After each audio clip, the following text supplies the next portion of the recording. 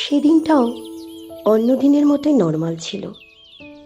সব কিছু নিজের নিয়মেই চলছিল, কিন্তু মনের ভিতরে কোথাও যেন একটা অজানা চিন্তা ঘুরছিল।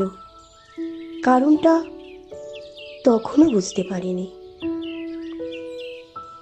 কিছু জিনিস মানুষের অজানাই থেকে যায়।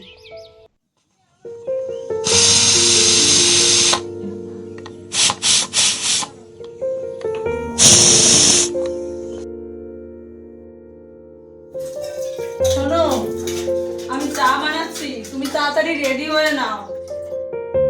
চায়ে কিন্তু আজকে চিনি কম দেবো, ডাক্তার বারণ করেছে।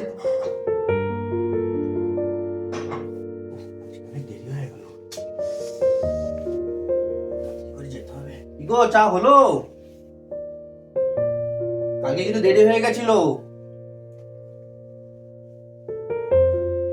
আমার হয়ে গেছে। শোনো, আজকে কিন্তু ইলেকট্রিক বিলটা জমা দিয়ে দিও, কিন্তু লাস্ট ডেট, ভুলে যেও না আবার। আর মায়ের ফোনের বিলটা কিন্তু জমা দিতে হবে, ওটাও কিন্তু আর্জেন্ট আছে। আর কি যেন বলবো, ও গ্যাসটা বুক করে দিও, ভুলো না কিন্তু এই তিনখানা কথা।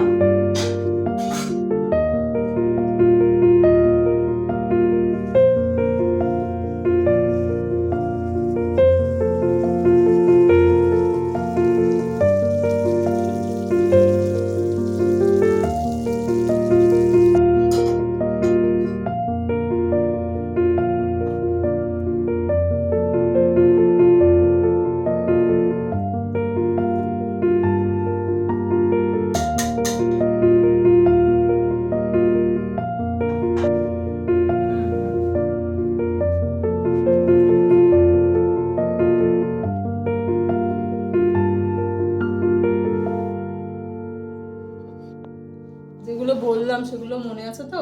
আরে হ্যাঁ রে বাবা, মনে আছে। সব করে দেবো। ভুলে যাও না, আজকে আবার লাস্ট ডে। চাটা মিষ্টিটা অনেক কম হচ্ছে। ডাক্তার বারণ করেছে মিষ্টি দিতে। ডাক্তার তো অনেক কিছুই বলে। শোনো, সাবধানে যাও আর তাড়াতাড়ি এসে ফিরে আসবে। ঠিক। টাটা, সাবধানে যেও, আর যদি পসিবল হয় তাড়াতাড়ি এসো।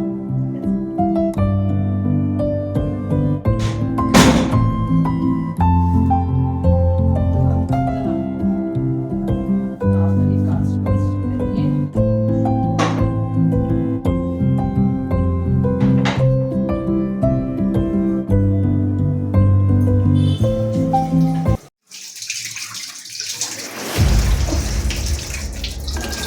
কাজও শেষ হয় না।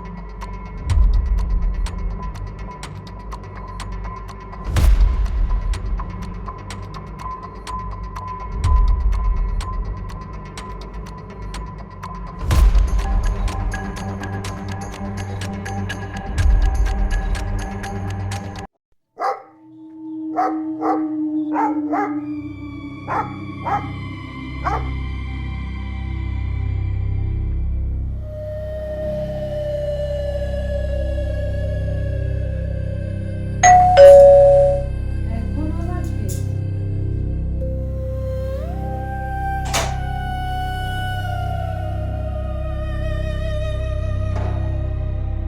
ও তুমি? এটা চাপছে। ছিল বলবো। ঠিক আছে, তুমি একটু বসো, আমি তোমার জন্য কফি বানিয়ে দিচ্ছি।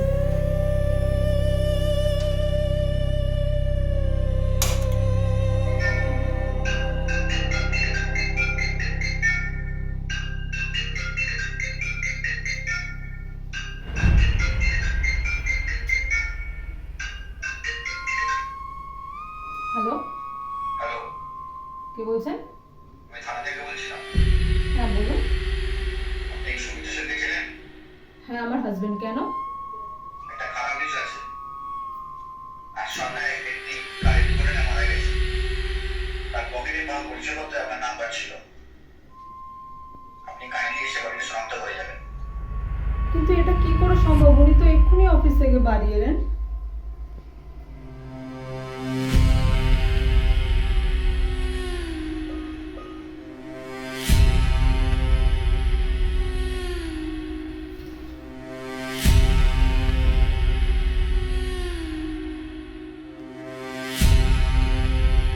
তাহলে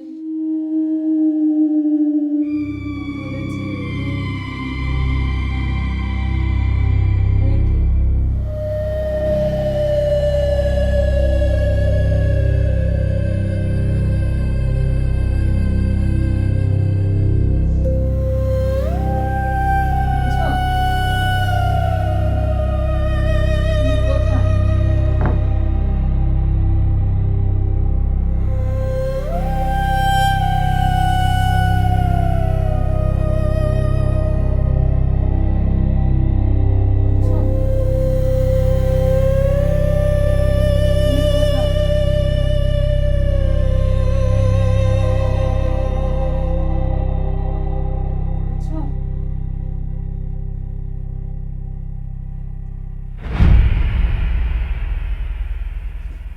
তাহলে কি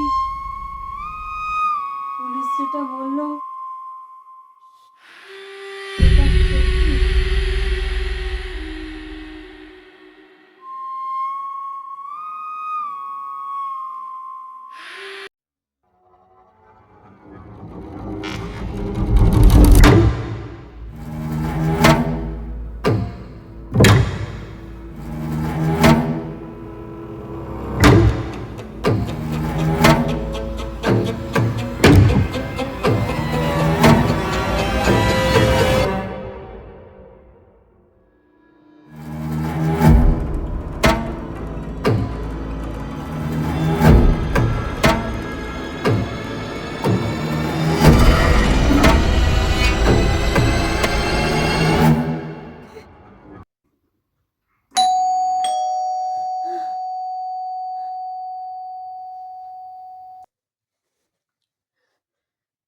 তাহলে কি এটা স্বপ্ন ছিল?